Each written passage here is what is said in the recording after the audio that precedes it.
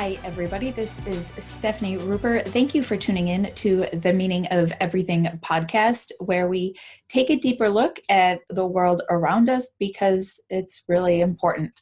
Now, today is episode number 14, and we are discussing whether technology today or in the future will make us less human.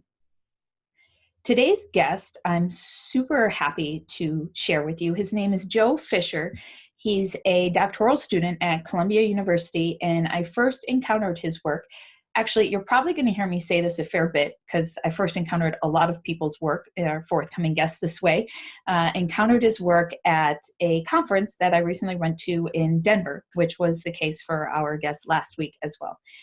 And I heard Joe speak. He was on a panel talking about the ethics of human enhancement and things like genetic engineering and technologies and how these will shape who we are and our societies moving into the future. And it's an enormous question. It's a very important question for a wide variety of reasons. The idea of changing who we are as a species with technology, we can do things like genetically engineer ourselves, use nanotechnologies to make our bodies different, to change the way our minds function. There's a lot of big questions here, politically, economically, socially, existentially, spiritually.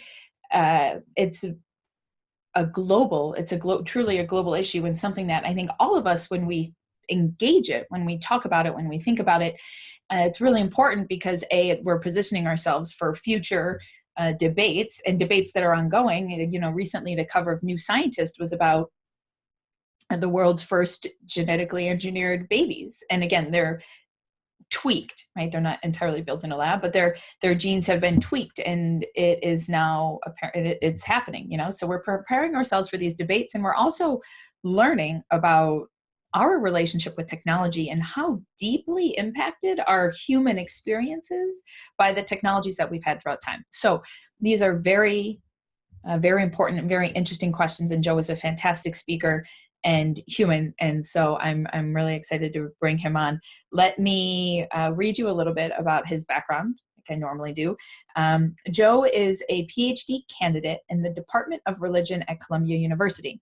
He earned a bachelor's from Franklin and Marshall College in religious studies before earning a master's degree and 2 master's degrees in religion at Columbia University. His training is in the field of North American religions and philosophy of religion, with a focus on the intersection of religion, science, and technology. His dissertation research concentrates on the human enhancement debate in the field of bioethics and how the rhetoric of human nature operates within this discourse. Joseph's research is inspired by the ways in which scientific theories and technologies, real and speculative, shape understandings of what it means to be human and what it might mean in the future. So it's a really great discussion. I don't want to draw out my chattering any longer. I want to jump right into it. I have nothing of particular importance to report. It's mid-January. I'm very happy to be recording this podcast. If you have any ideas for guests or for what I can do to better pitch or share this with you, please do let me know. And also, if you believe in what we're doing, if you believe in me, if you like me just a little bit, if you could leave a review for the podcast, I would really appreciate it. It really helps us with our visibility, and people tend to trust me more. People tend to take me more seriously when I reach out to them to bring them on as guests and to be on their own podcast and all these sorts of things if we have more reviews on the podcast. So you'd be helping me enormously if you wanted to reach out and do that. I would be really grateful. So that's just the stuff for me on my end. And now here I will bring on Joe Fisher. Okay, so here is Joe. Hi, Joe. Hi. Hi, how you doing? I'm doing well. Overworked, underslept, such is the life of a graduate student. But in general, well, excited for winter break. Yeah, you're in New York, right? You're at Columbia? Mm-hmm. And I just finished my last class. I'm teaching a class called Religion and Media in America. Okay. So it was sad to say goodbye to my students, but also happy teaching is done. Yeah. This wasn't your first time teaching? Well, I've been a TA 6 times, but this was my first course that I taught on my own, and it's something I've wanted to do for a very long time because passionate about research, but my real passion is teaching. And I think that's where meaningful work gets done. Yeah. Okay. So do you think you imparted a significant amount of wisdom to these students? I hope so. I mean, part of my teaching philosophy is to really try to get them to guide the discussion. So use the readings as a basis, Hmm. ask important questions, but to get them to come to the conclusions on their own and learn to think critically with each other. But Right. yeah, I think so. At the beginning of the semester, I had them define what they thought religion was and keep those definitions to themselves. And the last day, I made them reevaluate and tell me what had changed about their opinions. And basically, all of them said it was an unstable category, and they were less certain now than they had ever been. And so I thought I basically did my job. Yeah, I think that was the most important thing that I learned when I studied religion, I think.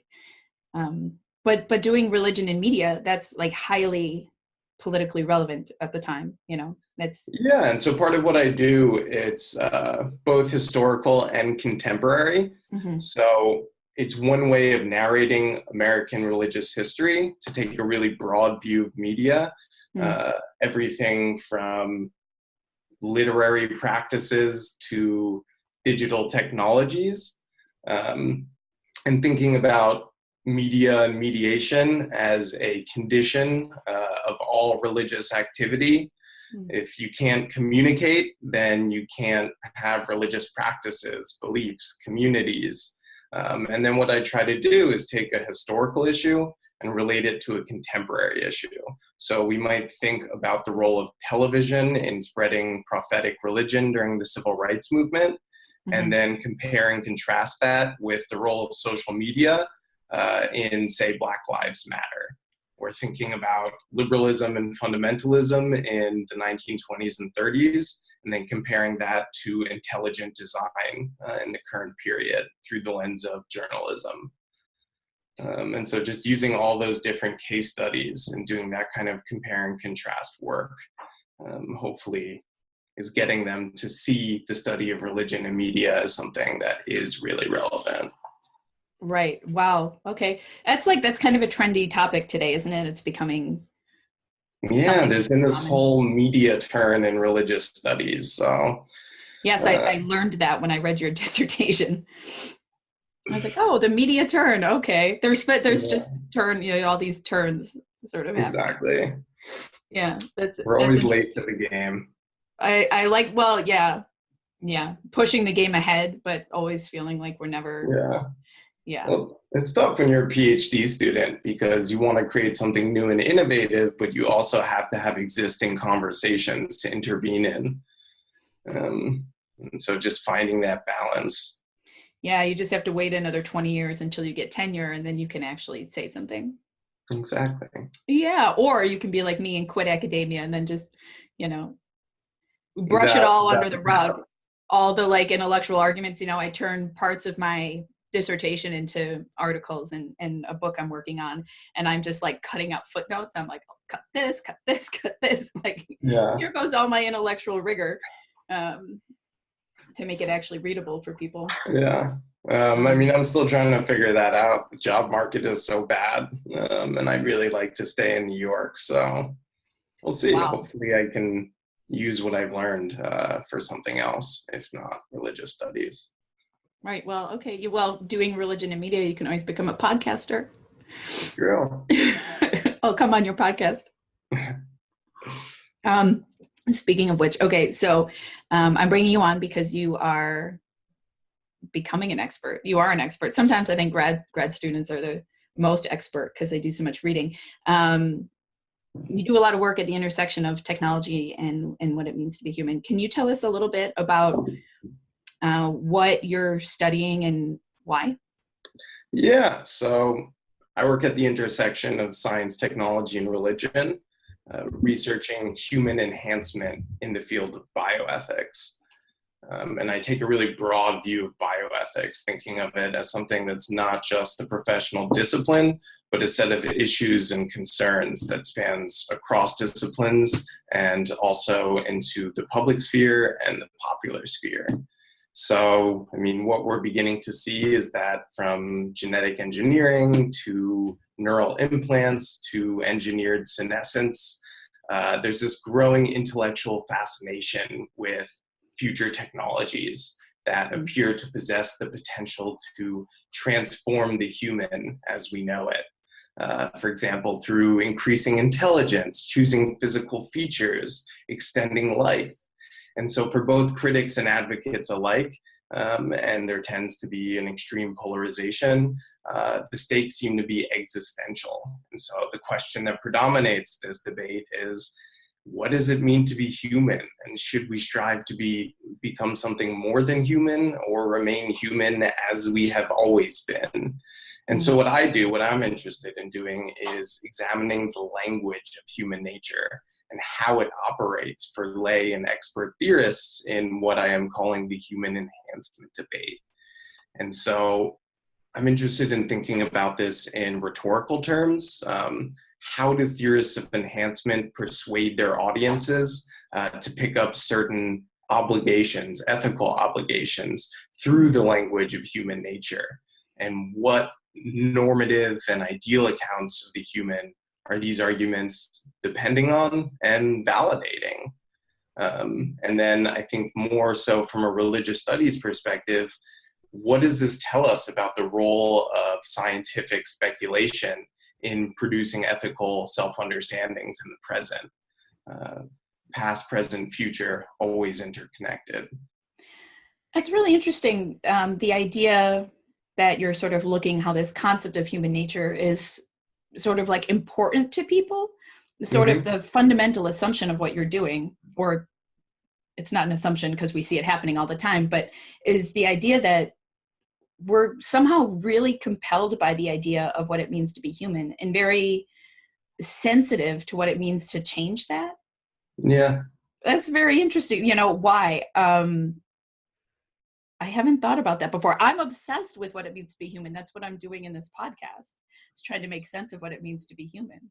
You know, but what is it about us that, why are we so attached to that? Isn't it an identity issue? Is it a community identity issue? Yeah, I mean, I think it's both of those things, but I also don't think everyone is always concerned with asking that question at the explicit level.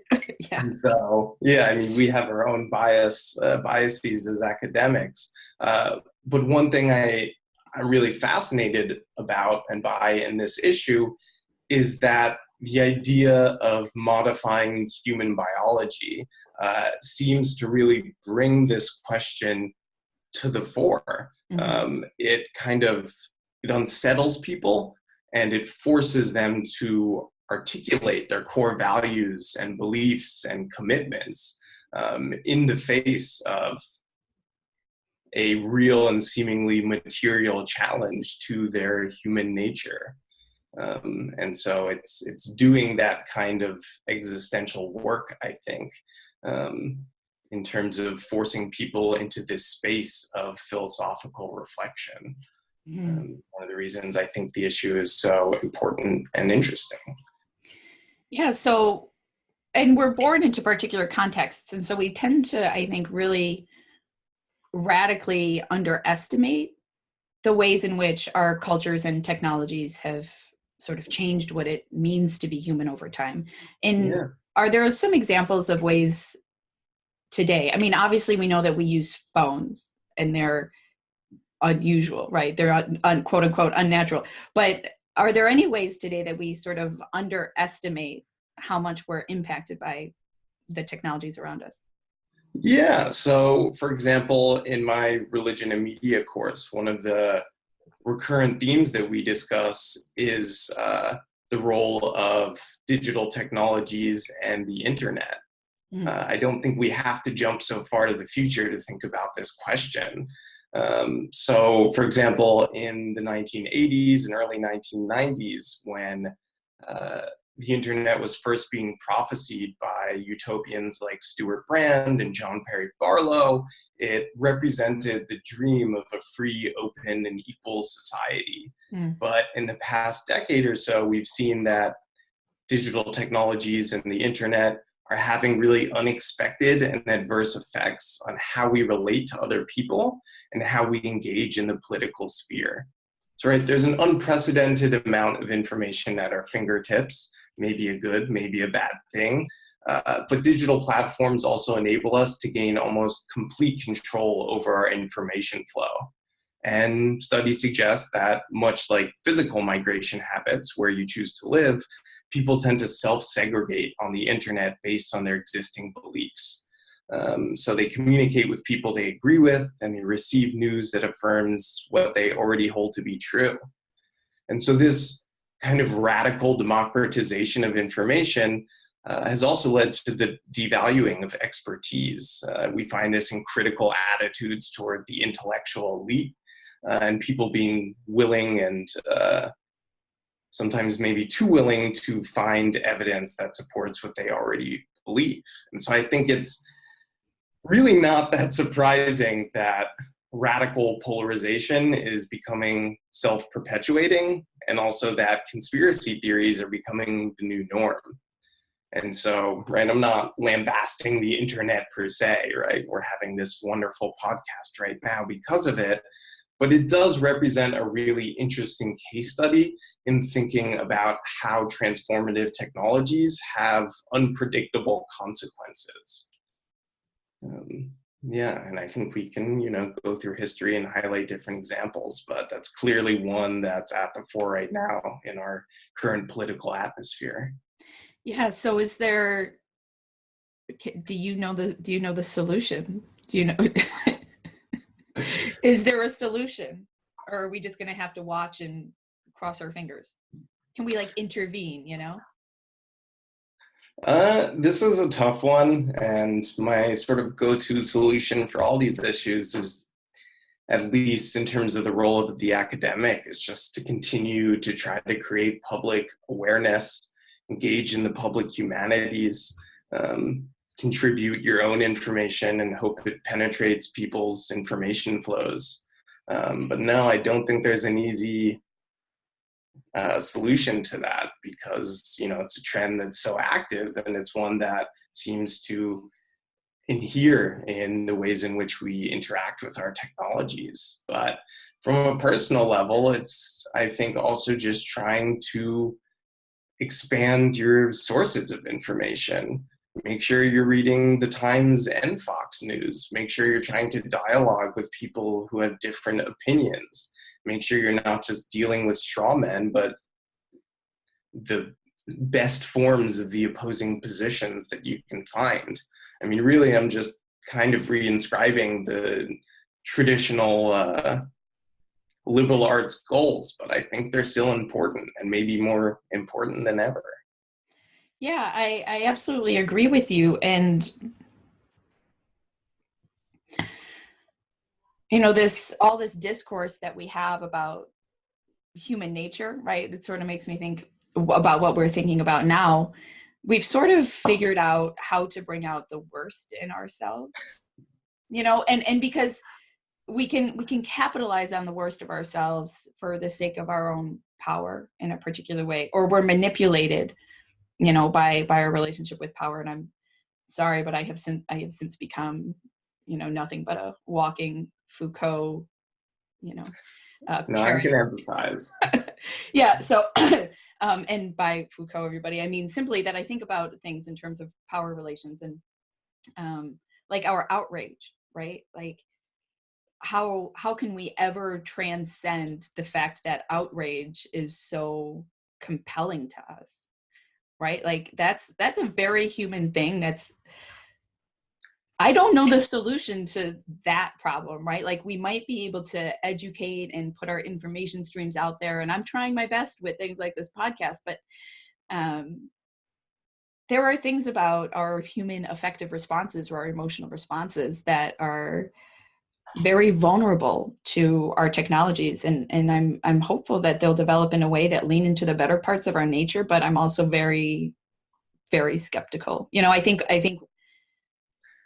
yeah, I don't know, we can cross our fingers, but we set up systems like schools and the judicial system and all this way, sort of, and like the American Constitution, right, was written knowing how bad we are with power, and trying really hard to create a system that helps us become the best versions of ourselves. But the internet in no way is designed to help us become the best possible versions of ourselves. And I don't think it should be per se, but there's probably questions in there somewhere.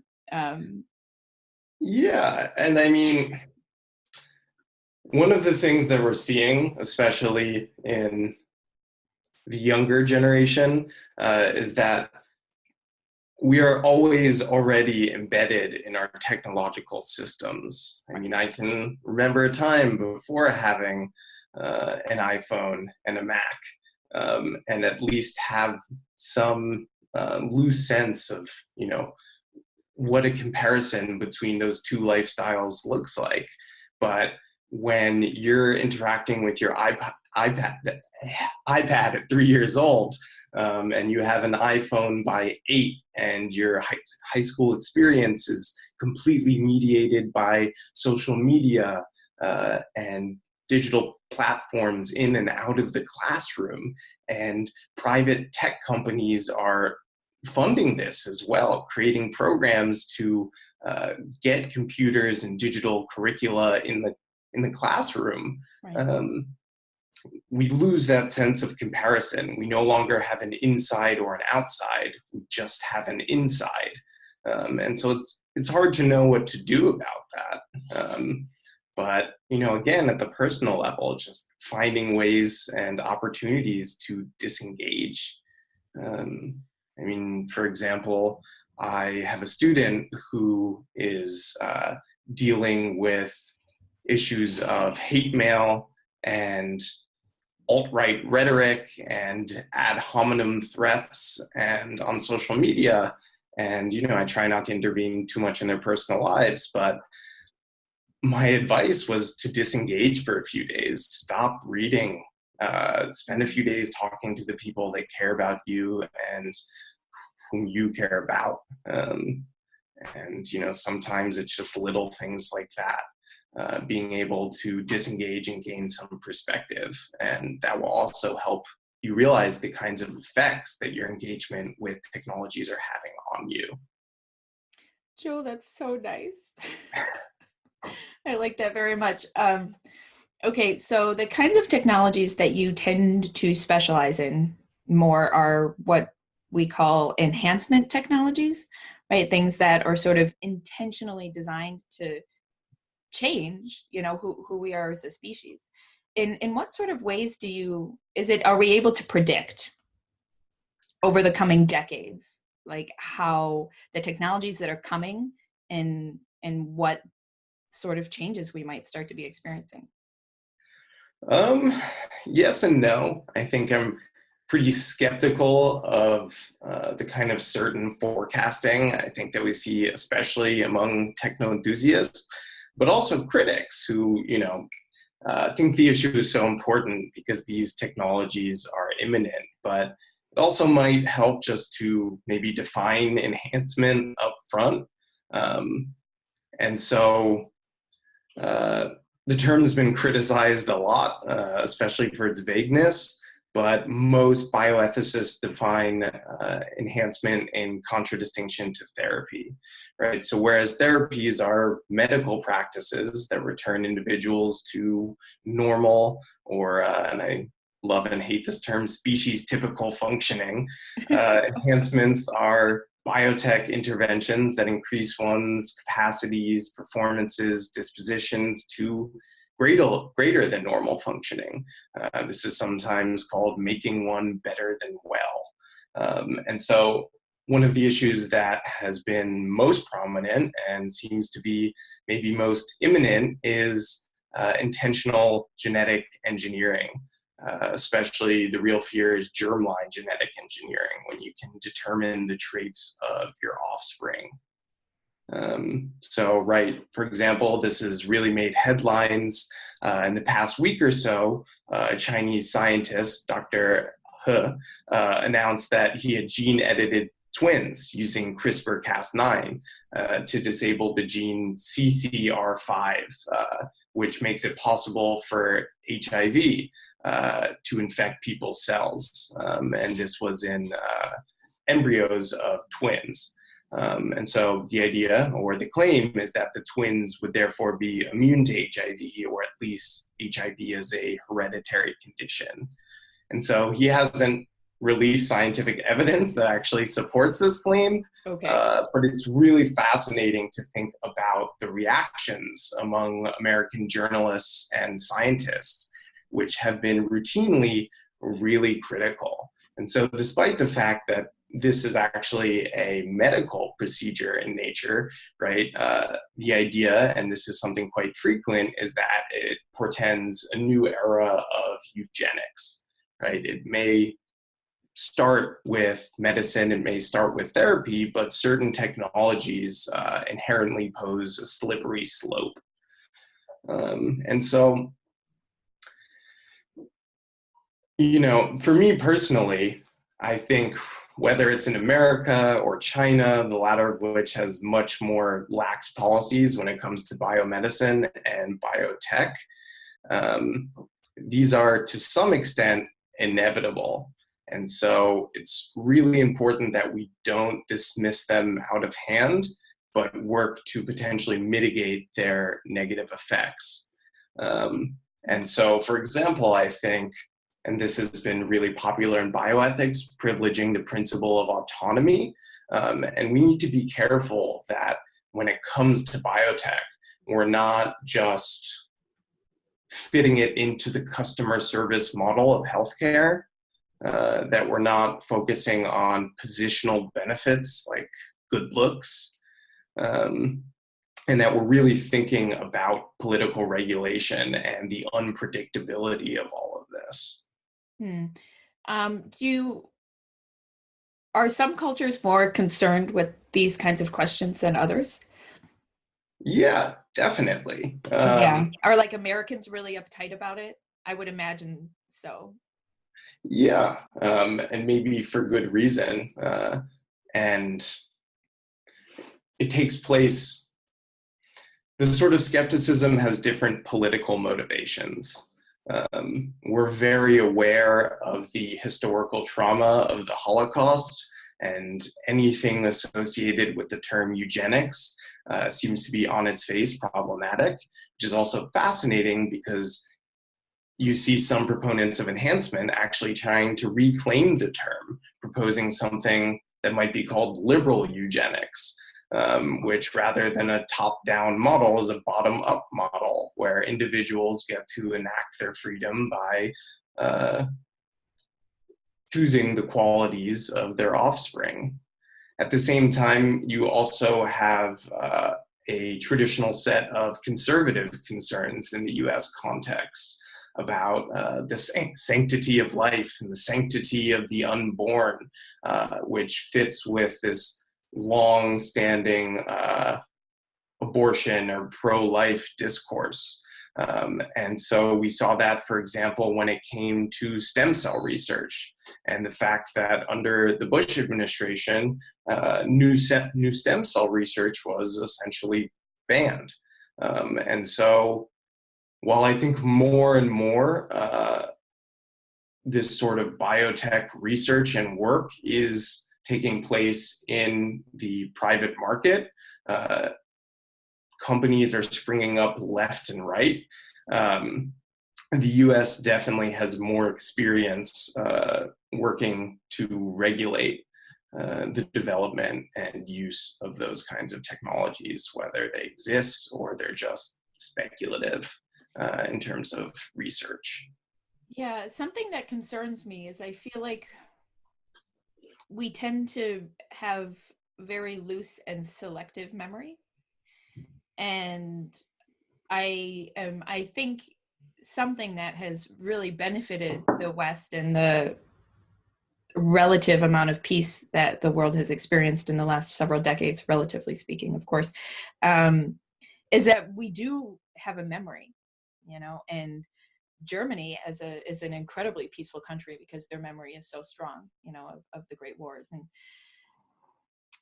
I fear that the further away we get, the easier it's going to be to think that, to be compelled by the things about these technologies that are sexy or powerful or help us in any way in our positioning on the social hierarchy, all these sorts of things. I feel like it could be so easy to sacrifice our memory for the sake of getting whatever it is that we think we're going to get from this. I don't personally understand the appeal, but I don't really understand children, period. So that doesn't, sort of the desperation with which people sort of cling to these ideas or want to, like, I want to have a baby with green eyes. It's like,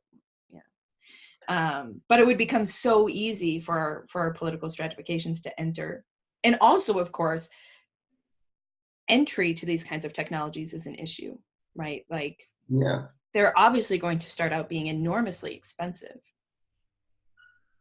Yeah, and one of the justifications, which I think is deeply problematic, is that there will be a trickle down effect, so to speak. Of course. And of course, but you'll see this among techno enthusiasts who point to technologies like the iPhone and the fact that they become more accessible and cheaper over time, and that this model will be reflected in other kinds of technologies.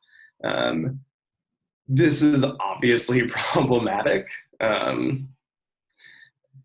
I think you're right, and this is a question that's been raised quite a bit when we think about the practical issues. Who will have access to these technologies? Will they function as just one more means for the rich to get richer? And I think when we talk so much about the human in these really universal and abstract terms, we do tend to lose sight of the actual social and political situations of real people. And so, it's hard to think of a solution to that, but right, I think first and foremost, we need to think about who is weighing in on these issues and who is concerned about them, especially when we talk about public bioethics and presidential bioethics committees and federal regulation. And so thinking historically, because it is so important, as you suggest, to historicize this, we can look at the history of public bioethics, and which really starts to emerge in the 1970s. And when we think about the goals of the discipline, it's to theorize and institute common moral principles, autonomy, beneficence, non-maleficence, justice, for determining the ethics of biomedicine for all citizens, right? These are supposed to be universal ethical principles that can be applied in any context. But part of what I try to bring attention to, and you've mentioned your Foucauldian roots, is that consensus can also function as a mechanism of power that establishes normative ideals of the human and what it means to have a life of human flourishing, a life that is ethical. And so when we look at the membership of those committees and the kinds of discourses that we're producing, or they're producing, they for us, we can see that certain peoples and discourses are being excluded. And I actually think this trend tends to get reified through the idea, the language of human nature, precisely because it is so universal and abstract. The Bush administration is an extreme example of this, but when we look at the membership on the President's Council of Bioethics under Bush, we see it really is almost entirely white, educated men with a conservative leaning. And this is supposed to speak to not only consensus between the members of the committee, but also supposedly consensus between the American people. And so those committees are really ad hoc committees. They have no political power in and of themselves, but they create suggestions for regulation to political bodies. And so for me, this conversation about human nature, this conversation about biotechnologies, I think is an occasion to think about human nature as something that is multiple rather than singular. Human nature means different things to different people. And it operates in the world based on those meanings in different ways for different people. And so, at least as a first step, there has to be a better aim to include marginalized groups, persons of color, non-heterosexual individuals, women, and also discourses, gender and race studies, disability studies, that have, in my opinion, really been underrepresented in the public sphere, either because they're politically subversive or they don't purport to have the sort of universal sway that is hoped to be gained out of that space. Yeah. So what then? What are the options then if we're thinking about regulating these sorts of practices, but we also want to hold space for different conceptions of what it means to be human? Then what is the regulative solution there?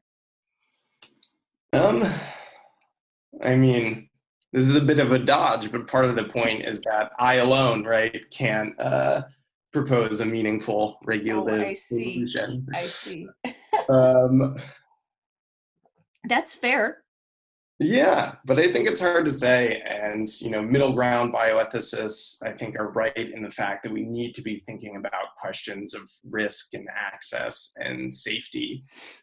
But one of the issues is also this takes place in a global and international context.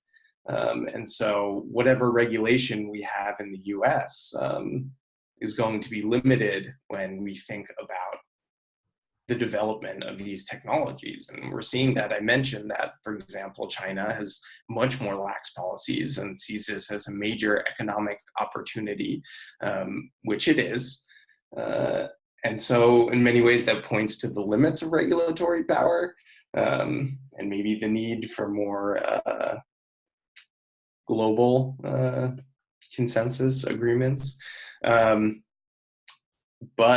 at the same time, I think it's also about making sure so much of this work isn't completely outsourced to the private sphere, to the free market. Making sure that bioethics committees, private or public, are really overseeing this work and thinking about the ethical implications.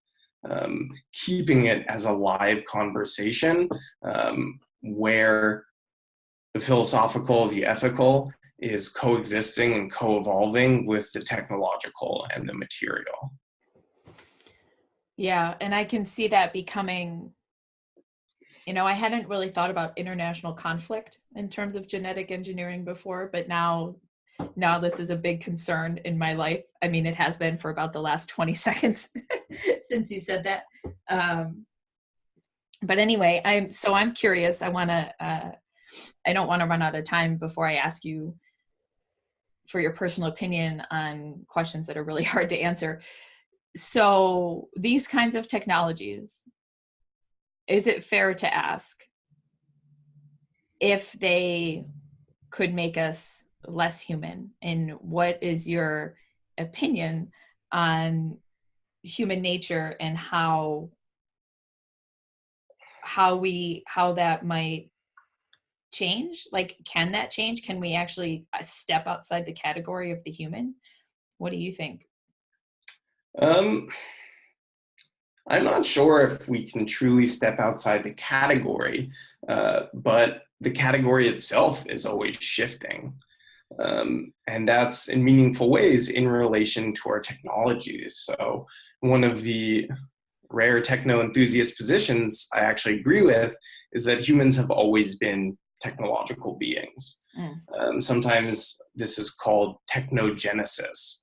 The theory goes that from fire to agriculture to railroads to computers, humans co-evolve with their tools.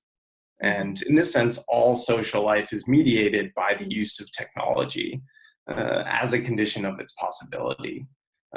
In this sense, I really do think that the boundary between self and technology, culture and nature is constructed. And this is something you see in the work of people like Donna Haraway and Bruno Latour.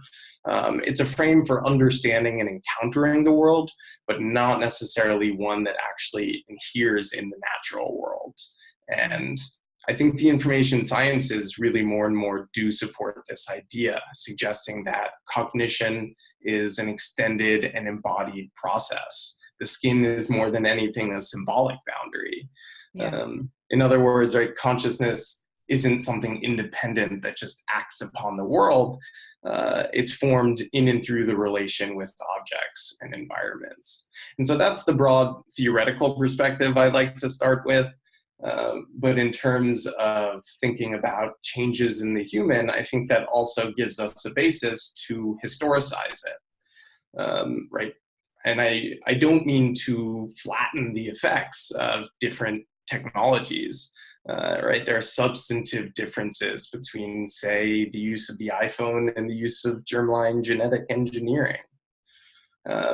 But the fact is, so often the language of the post-human or the inhuman is invoked in this conversation. But I think in reality, what we're going to see is that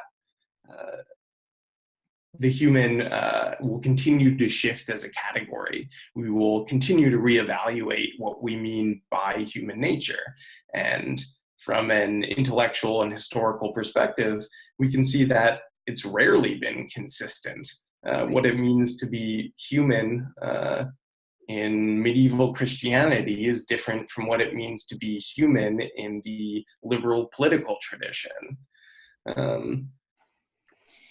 Yeah, I mean, I think it was Spinoza who said, we don't yet know what the body can do, and I think perhaps one way of thinking, if we're going to define human nature in any way, it is that it changes, right? And that would sort of, how people often say the only thing that is constant is change.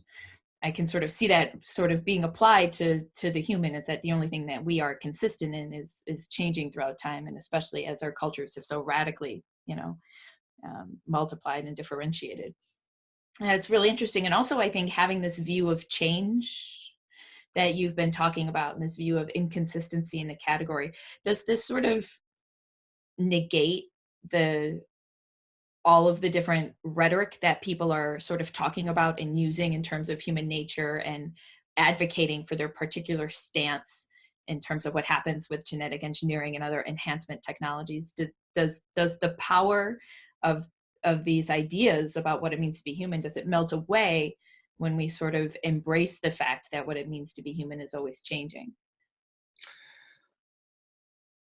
In my opinion, to a large extent, yes. It encourages us to particularize and historicize their positions, to not see them as continuing positions that have always existed, but as part of the inheritance of certain intellectual histories. That being said, those ideas of human nature, even in the assumption that they're universal, are operative. They're doing work for those people. They are real. They are their human nature in the sense that they represent their core values and inform their decisions about the use of technologies. And it's the easy academic answer, but it really does encourage us, I think, to take a step back and try to think about them as what might be called, first order terms, in terms of what people believe. And then we can analyze them using our own second order terms, thinking about them as something subject to and in need of analysis based on the analytical tools that we have. For example, from a Foucauldian perspective, thinking about it in terms of discourse and power. But as far as really being applicable to all people in terms of actually capturing human nature as a universal, yeah, I think to a large extent they are negated. Um, so those solutions may work for certain people, but there will never be the solution or the answer to the question of what human nature is. Yeah, Because when we ask what human nature is, I think more often we're asking what it means to be human. And a lot of time it's actually phrased as the latter. And that question of, that word, that language of means and meaning is really important, because part of what I'm arguing is that human nature is a kind of historical and social construct. And that doesn't mean it's not real. That doesn't mean it's just imagined. But it means that by the time we ponder what it means to be human, by the time we ask about our own nature, it's always already internal to our cultural attitudes and beliefs and dispositions, and for that matter, embodied practices and habits. And so trying to remove that question from specific contexts is just so problematic. yeah. And this idea of human nature, it's deeply spiritually important to Mm. many people, right? It's sort of very central to, I would guess, most religious traditions, right? Like, because it's there, and you're talking about meaning again, like the significance of what it means to be human is something that we necessarily are wrestling with when we enact our spiritualities. And so in this sense, like, people are actually pretty attached to their concepts of human nature. Yeah. Uh, yeah. And again, this is what I think makes this conversation so interesting. It forces people to really make this explicit Mm. and forces them to double down, to take a certain kind of leap. Very few people, in my experience, are willing to kind of take an agnostic or provisional attitude about what it means to be human, and how we should think about modifying human nature. It is sort of one of the fundamental questions when we think about traditions of spirituality and religion. And again, I don't like to draw on sort of common themes or essences, but just in my own experience studying the history of religion, I do think these are questions that are pretty ubiquitous, right? What does it mean to be human, and what does it mean to act ethically in terms of our human choices, in terms of the future of our humanity? And so there is, in that sense, I think, an intrinsic spiritual or religious characteristic to this whole debate, whether or not it's taking place in ostensibly secular language, which it is not always at all. Right. Right. Um, okay, so we're sort of coming up on time. I'm wondering if there is anything that you have left that you would like to say, or think that it is important that we discuss or know. It's okay to say no. Most people say no. Um, I mean, I think just to reaffirm my main point, which is that besides thinking of human nature as something that is historically and socially constructed, we need to think of it as something that is multiple. I draw a lot on posthuman theorists, or posthumanist theorists, who, because they recognize the boundaries between humans and their others as constructed, have a tendency or desire to want to dissolve the human subject as a sort of locus of inquiry, and basically make the concept of human nature useless, so to speak.